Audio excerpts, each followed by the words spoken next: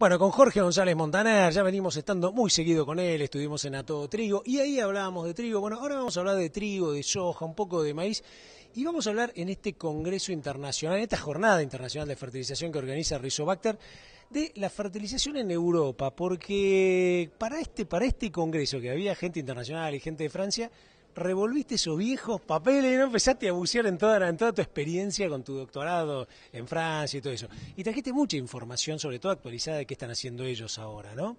Con un mensaje, fíjate vos como buen alumno que vi, que es: ellos avanzan hacia lo biológico, y eso de alguna manera nos apalanca a nosotros porque mucho de esa investigación nos llega, ¿no? Sí, lo que te comentaba Ricky es que ellos tuvieron una etapa muy fuerte de crecimiento a raíz de las demandas de alimentarse y de asegurar la base alimenticia, donde levantaron las dosis de nitrógeno, de fósforo, de azufre que iba y venía, o sea, tuvieron esa etapa. Después de esa etapa vino una etapa donde la sociedad de alguna manera se rebeló y les empezó a poner límites y les dijo: no, muchachos, acá problema con el agua, problema... Ahí empezamos a trabajar nosotros. Yo empecé a trabajar en esos años cuando los test que yo desarrollaba en el INRA eran básicamente para enseñarle a los productores a usar menos. Claro. Los mismos test que yo usaba acá para usar más. Y bueno, y con eso se logró de alguna manera ayudar a la gente a que equilibrara las ofertas que generaba para evitar los lavados de nitratos, para la polución básicamente en las napas, que era el gran problema. Hoy en día están en una situación muy comprometida porque han limitado, yo mostraba recién que han limitado, a pesar de estar teniendo buenas proteínas, rendimientos razonables y todo, les siguen limitando al productor cada vez más cuestiones ambientales, como fueron primero los neonicotinoides, la supresión de engruesa, o sea, esos son gaucho, imidacloprid, o sea, el clotianidin, el imidacloprid, el tiametoxan, todo eso fuera de la cancha engruesa. Lo cual es imagínate si nosotros nos quedáramos sin esos insecticidas, ¿no? Y este año la limitación, no pueden aplicar nitrógeno antes del 15 de enero, pero no pueden aplicar nitrógeno. Entonces, bueno, hay toda una... La fecha es porque es la fecha. No, porque, es porque, bueno, porque se supone que hay una serie de elementos climáticos que suceden. Claro, o sea, ahí empiezan todas las, digamos, hasta esa fecha, y labranzas tampoco, no pueden laborear antes de esa fecha, porque todo nitrógeno que vos produzcas antes de esa fecha tiene riesgo de lavarse después por el invierno. Entonces eso es lo que tratan de evitar, ese periodo de lavado. Pero bueno, fíjate vos que ya son limitantes muy fuertes. Esto está haciendo Europa, también Estados Unidos, las grandes empresas, o sea, visualizando no solamente esto, sino todo el caldo que se está viviendo con los químicos y compañía, están poniendo fuerza en productos que antes no se les daba mucha biología. Por ejemplo, los biológicos en general, todo, hongos, bacterias, eran estudiados por empresas de un tamaño intermedio a pequeño. Hoy en día las grandes están comprando a esos boliches porque encuentran que puede haber ahí respuestas digamos para la gran masa de productores, y eso para nosotros es una buena noticia porque para estudiar toda esa complejidad hace falta mucha plata, hace falta y realmente están haciendo esfuerzos económicos muy importantes que van a redundar en resultados muy interesantes en lo que hace a biología, ¿no? Y nosotros en ese camino vamos a recibir también digamos las consecuencias de ese fenómeno. Entrando en el tema fertilización y nuevas tecnologías, ¿no? Está el tema del Microstar, este producto de Rizobacter que ustedes están usando. Conceptualmente es un fertilizante mucho más, digamos así, microscópico, que tiene beneficios en cuanto a su uso, y además me dio la sensación de que vos marcabas también que, por ejemplo, con un inoculante como Signum también te servía para que no hubiera interacciones, etcétera, ¿no?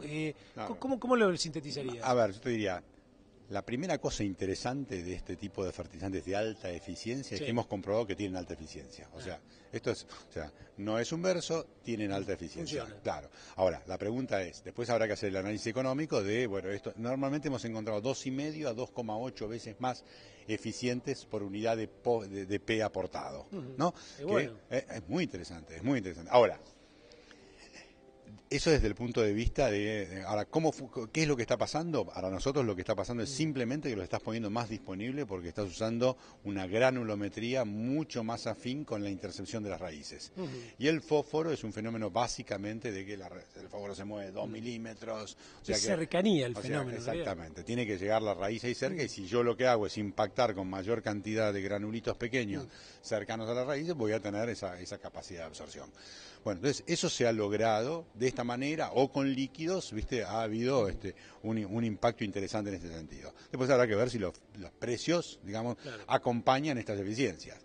Otro punto positivo que yo marcaba, es lo que vos decías recién, nosotros en algunos barrios, sobre todo en el sur, encontramos que los años de sequía, aplicar fósforo en la línea afecta a los nódulos y directamente puedo perder el impacto de la nodulación. O sea, puedo perder el impacto de la nodulación. O sea, si había ganado 600 kilos por la fijación asimbiótica generada por lo que yo le puse, no solamente por las bacterias que hay, puedo ir 600 kilos para atrás. Entonces, el hecho de usar una fuente, y eso por la concentración salina que está metiendo el fertilizante al lado de las bacterias. Si a eso, en vez de ponerle eso, le estoy poniendo una concentración muy pequeñita, como es en este caso la de Microstar, no encontramos que no aparece ese efecto negativo. Entonces, desde el punto de vista, una ventaja en soja para los años con esas características, cuando llueve no hay problema, porque por más que tengas concentración salina, pero en años secos es donde se ve el efecto. Entonces lo veo como una propuesta novedosa, interesante, que tendrá que tener su número.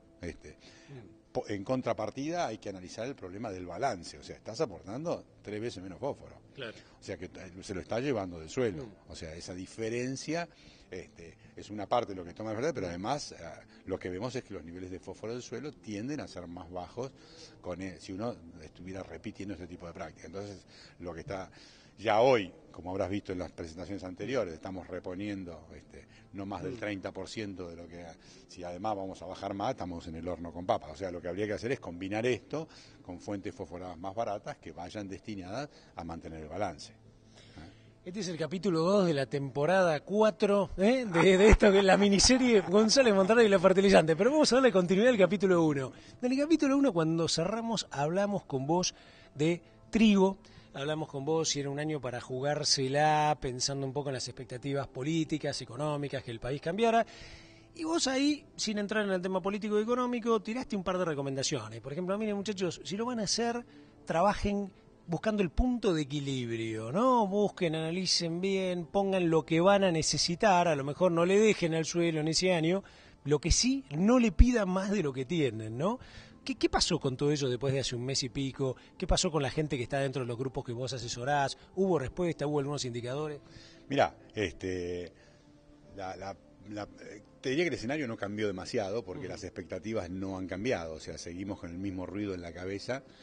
Estamos esperando las PASO, dijo, a ver si se aclaran un poco, pero la realidad es que hoy sí quedamos bastante flexibles, tratando de cuidar mucho, sí, sobre todo hacia el sur, donde uno puede todavía tomar alguna decisión más tardía de aumentar trigo, que hasta ahora no ha pasado. En ese sentido, quedarse muy claro en lo que hace a los lotes que van a estar destinados a eso, para no tener que incurrir con fumigaciones de 2-4D sobre la siembra, para no ir a buscar lotes que hayan tenido algún residual, o sea, asegurarme cuáles podrían ser las posibilidades de meter más trigo. Y la otra cosa muy importante que se está haciendo es, como yo te decía, valorizar muy bien lo que hay. Claro. Valorizar muy bien lo que hay. O sea, como si fueras un contador público, que tenés en el debe, en el haber, y no te quedes sin guita. ¿Tengo más nitrógeno? ¿Cuánto tengo de fósforo? O sea, ¿a qué me estoy enfrentando? Hay lugares, o sea, en general hay más nitrógeno, pero no es general, porque en las mismas zonas hay lugares de 40 quintales de soja y hay lugares de 10. Donde hay 10 quintales de soja, 15, de repente tenés una mineralización otoñal, invernal, de este verano en invierno, que hace que tengas nutriciones más altas, se pone divertido, pero de repente donde tenés 40 quintales de soja, tenés nutriciones de 60, 50 kilos en el suelo, que te van a obligar a poner mucha plata. Entonces, mirar muy bien lo que tengo para ver para qué lado voy.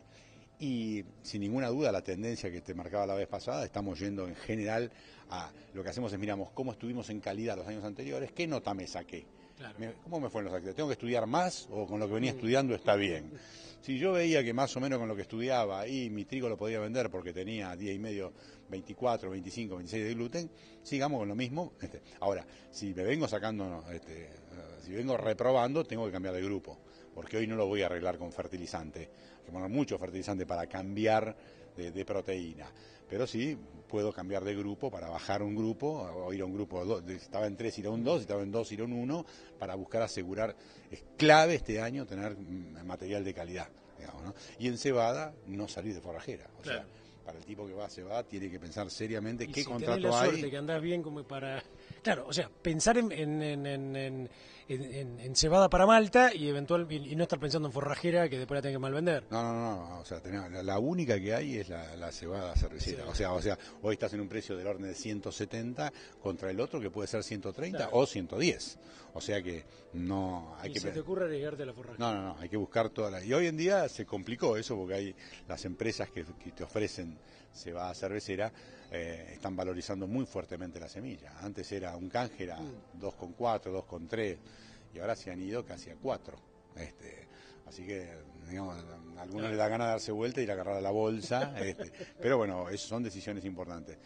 En resumidas cuentas, yo te diría que estamos haciendo mucha agronomía, estamos pidiéndole a todos los asesores que presten mucha atención a la coyuntura, que no se gaste, en todas las curvas de respuesta estamos mirando mantenernos en lo que seguramente la pendiente es alta, retrasar, estamos de alguna manera difiriendo un poco las nutriciones, o sea, en vez de hacer todo tan temprano, tratar de atrasar un poco mirando más calidad, o sea, cuidando más calidad, estamos bajando un poquito el N donde se puede, pero tampoco alocadamente. Te diría que el 70% de los productores, van a mantener la misma nutrición, solamente un 30% va a bajar un poquito la nutrición, porque la realidad es que el negocio es bueno o es malo, pero bajando 20 kilos de nutrición no lo mejorás. Te hago la última para cerrar. Mire, esta es una que lo voy a desarmar un poco acá al doctor González Montaner. Es más, te voy a decir, ya anda pensando en el Dropbox, baja información del Dropbox, sorgo. Sorgo. Mira, te voy a dar unos principios básicos de sorgo. Ayer estuve en una jornada un día entero que organizó Maizar con la Secretaría de Agricultura, muy piola, todos los cabezones de sorgo.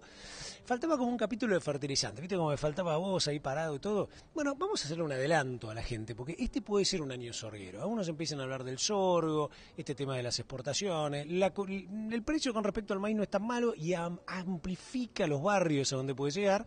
Y yo sé que vos tenés también tus clientes en mucha parte del país, pero muchos en el litoral, donde el sorgo es importante, en Santa Fe.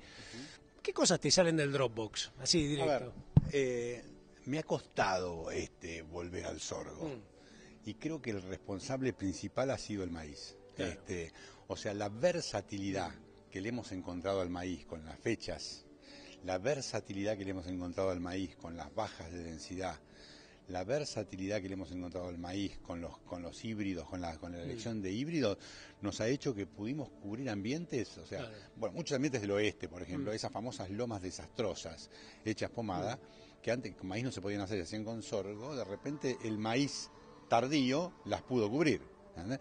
Ahora, el otro escenario es cuánto vale y cuánto vamos a gastar. O sea, la realidad es que hay escenarios donde si el sorgo empieza a tener, digamos, una situación de mercado más favorable que el maíz, vale la pena empezar a incursionar.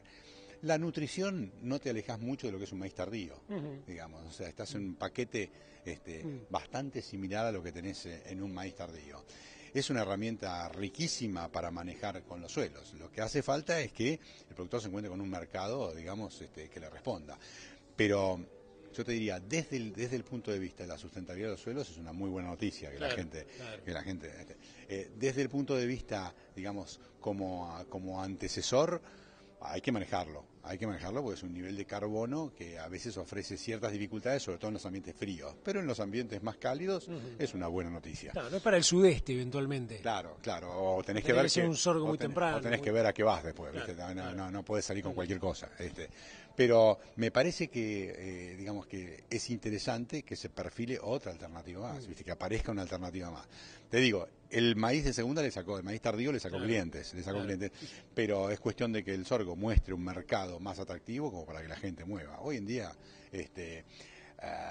hay mejor genética, O sea, hay un avance en genética. En herbicidas hay cosas que se pueden adaptar.